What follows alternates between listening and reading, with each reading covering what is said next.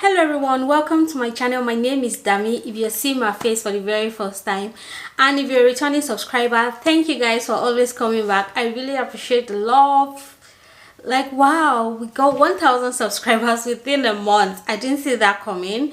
My head, I planned that I'm going to get this 1,000 subscribers over a year because I wasn't willing to overstretch myself. But yeah, within a month, it's something to be happy about. Thank you guys so much. I really appreciate you. And if you've been watching my video, you're yet to subscribe, please do so well to subscribe before you leave today. Let's get into the interesting topic of today. Today is Sunday morning. I woke up so early to record this video so I can push it out before I head out to church.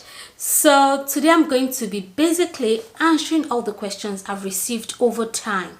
There are tons of questions from different people about how to relocate to Australia, how to go about it. In as much as I felt that my initial videos were quite explanatory, but now I will go more in depth to explain the different categories available, the options I use, and what your chances are on all of this. So that's what we'll be talking about today. If this is something that interests you and you want to know more about, please sit down, relax, and keep watching. I'll see you very soon.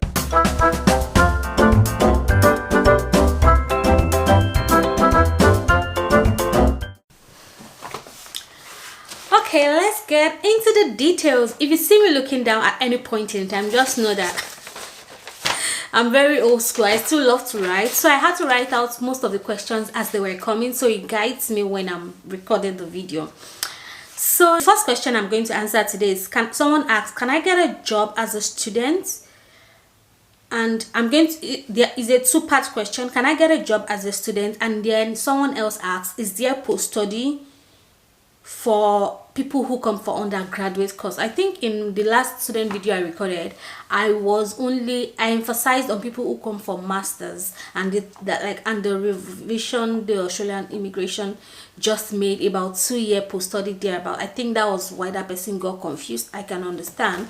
So will you be able to work? Of course, if you have seen that my video on student visa in Australia, you would know you would be able to work. And the interesting fact at the moment is there is no restriction. So someone was asking me, oh, with 20 hours, how will I be able to help myself? There is no longer restriction on the number of hours you can work in Australia as a student. The only thing is you must be attending your classes, because your school must not report you to the immigration office that you are not attending your classes. But whatever cap they put on number of hours you can work before now has been scrapped, and you can work unlimited hours. So far it doesn't affect your studies. That's the cap. And then the second question is there post-study for students? Of course there's post-study. There's a 2-year post-study for students who comes for undergraduate program. Yeah, that's what it's called. Yeah, so if you want to know more about this visa, it's 485 graduate visa.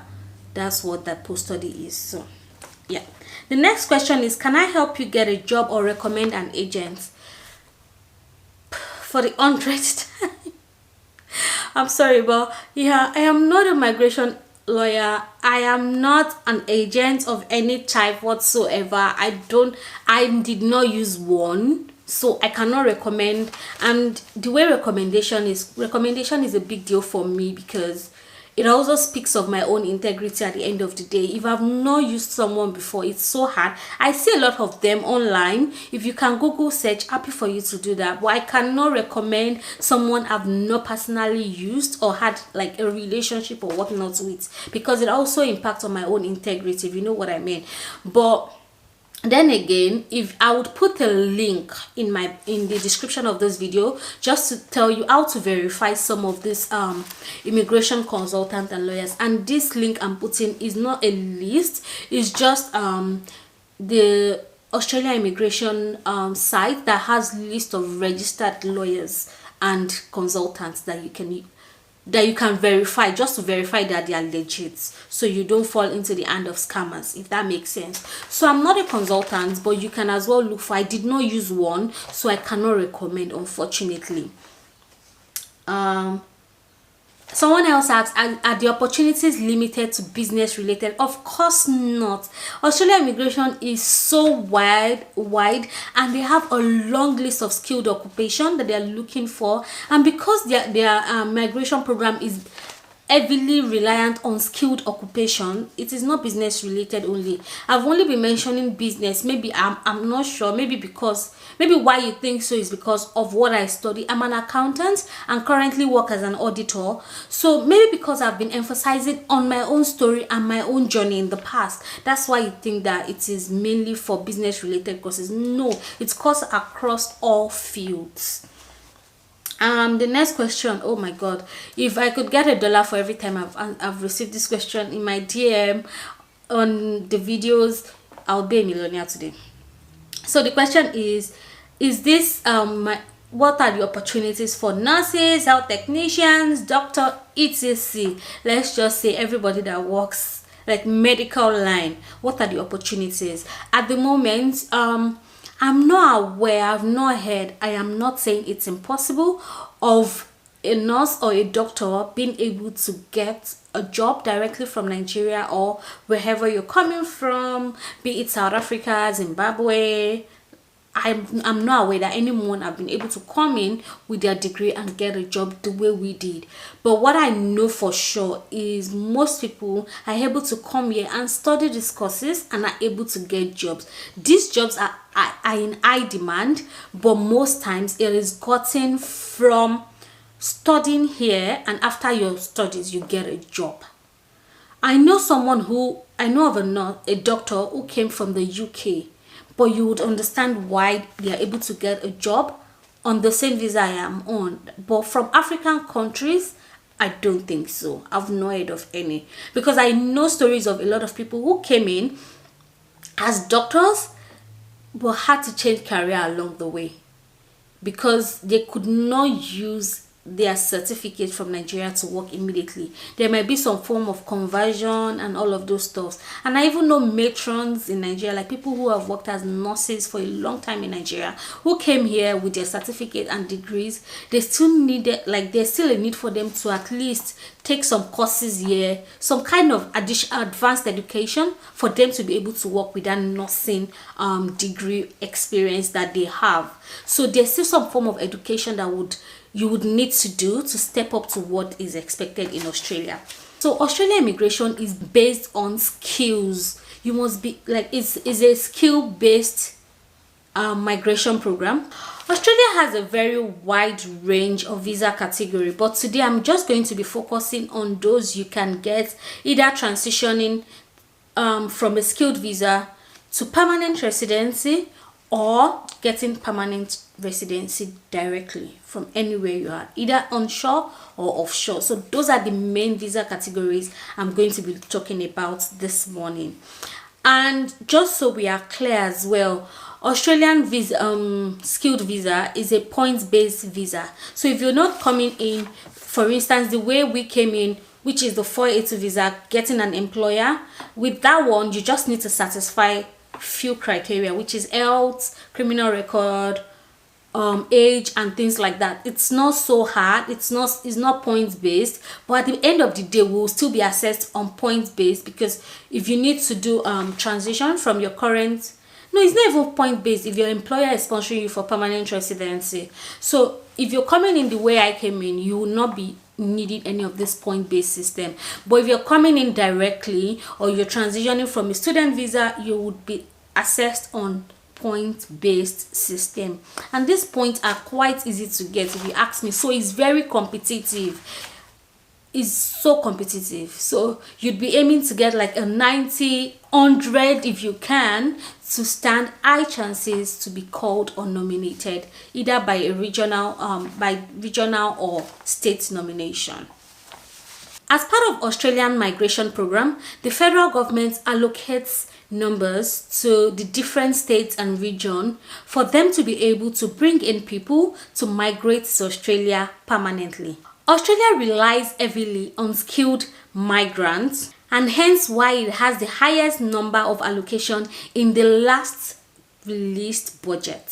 So I'm going to just put it a clip. Now I should put it here. I will put a screenshot of what for this next financial year. They've just released the federal budget, and I will put in the way they've summarized the different types of allocation over the visas. But you would see from what you can see now that the highest number out of 160,000 migrants Australian is looking forward to coming into Australia next year. One is out of 160,000, 109,900 of that is skilled migrants. So you'd understand why this my emphasis is just on skilled migration. 109 of 160,000. The others are things like I think the business people who want to bring in capital. There's also family visa, and like other special kind of visas, if you know what I mean. But 109,900 open space for people to come into Australia, that's huge. So let's get into the different types of visa category that is available for you to come into Australia permanently. So I'm going to include a link in description for the skill assessing authorities for the different occupations available. So the first step you want to take is you need to check the skills occupation for Australia and check that your course is in there. 1, 2. Once you've confirmed that your course is in there, you need to do your skills assessment. Your skills assessment, basically, because I had to do that recently. I didn't do it when I came in, but I had to do it recently. So for your skills assessment, what you need is your certificate. You're going to submit your certificate to the assessing body, and they would evaluate it and match it to to a similar degree in Australia, if that makes sense. So I have a BS in accounting. They would match so what they would request for in addition is your curriculum, syllabus, or something like all the courses you studied in school and the course breakdown. So most times you'll be able to get this on your school website. I think I was able to get it. So they will ask for that. They will ask for a few other details, right? But mainly that's what you need, and they will match it to a similar. And then they'll so you need a positive skills assessment. At the end of the day, it may be a lot of back and forth, get me this, get me that, but you need, the first key is, once you've confirmed that your occupation is on the skilled occupation list, the next thing you want to do is to get your skills assessment done. And once your skills assessment is done, you want to take IELTS, because it is point based and aim for a high score. So with IELTS, aim for a very high score. But if you're a good crammer, this is not a good advice, but if you know how to cram very well, please try PTE as well. Don't get stuck with IELTS. PTE is very common in Australia, and I did it recently, and I feel that I just needed to cram. I didn't need to do anything stressful. You know, with IELTS, you have to keep practicing. With PTE on YouTube, you will see videos of people that will tell you things you need to cram, say when you get to the exam, and you get your score. So forget about it, you would pass. But try PTE as well. Don't get stuck with IELTS. That's just the main, like, that's just what I've pointed out. So next you need to do your health here. Sorry, let me look down. And so at this point, you know, you've gotten your skills assessment, you've done your IELTS, is to satisfy the point test.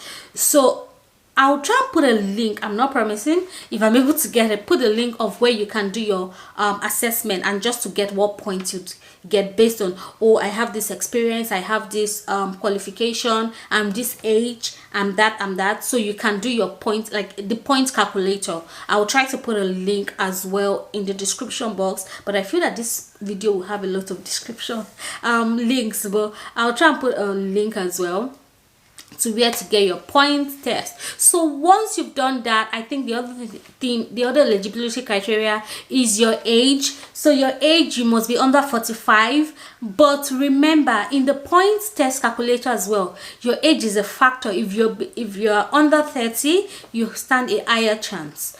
But if you're above 30, because what they're asking for is under 45.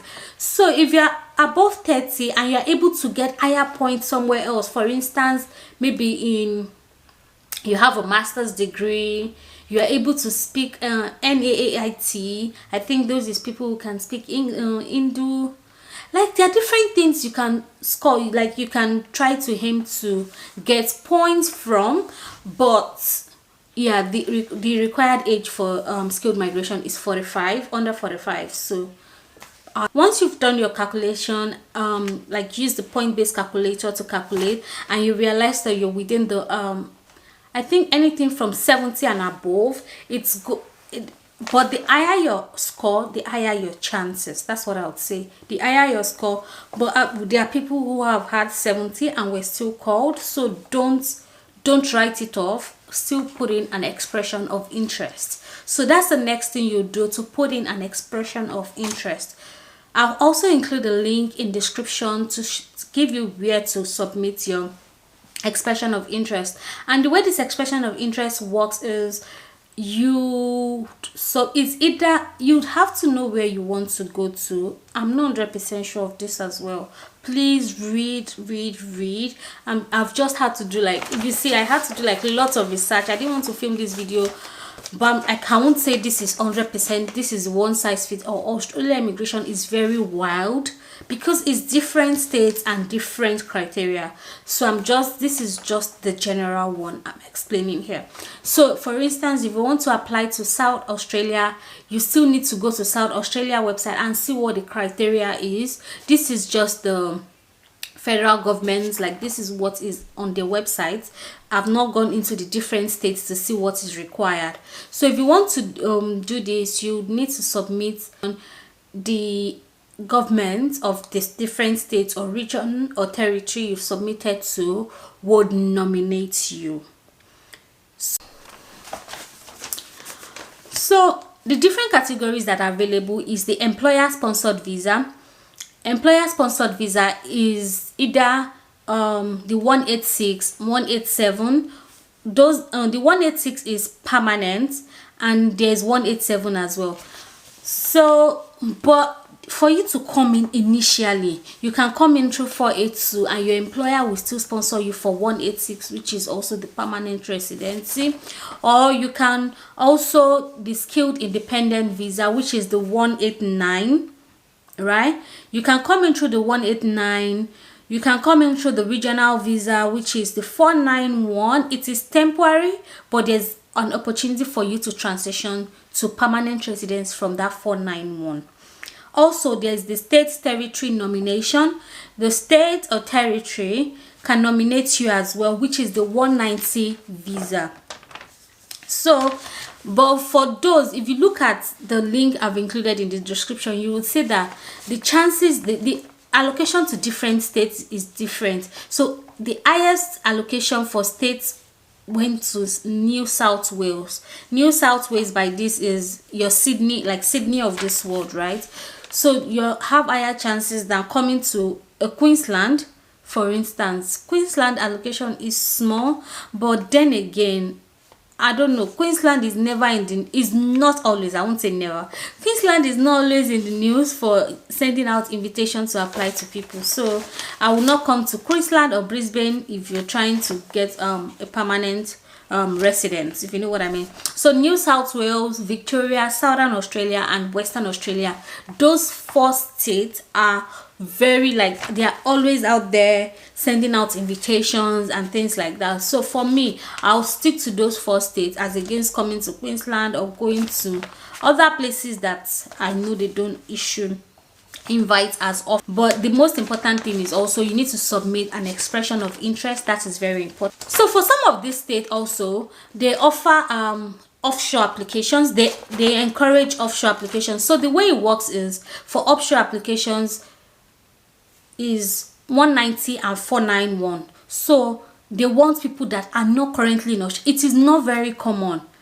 Like, they don't allocate a lot of seats to it. Now, I won't say it's not very common. They don't allocate a lot of seats to it, but a lot of people still come in via their routes. I don't know why it's so silent, because most times you just see people that have studied here trying to transition to permanent residence applying for that position. But I've met few friends that came in through the 491 and the 190 visa, and the states will just open offshore applications to submit. But the first thing you want to do, just do your skills assessment, submit your expression of interest, and start checking each state and see which one you want to go with. People try different options. There are Facebook support groups you can join.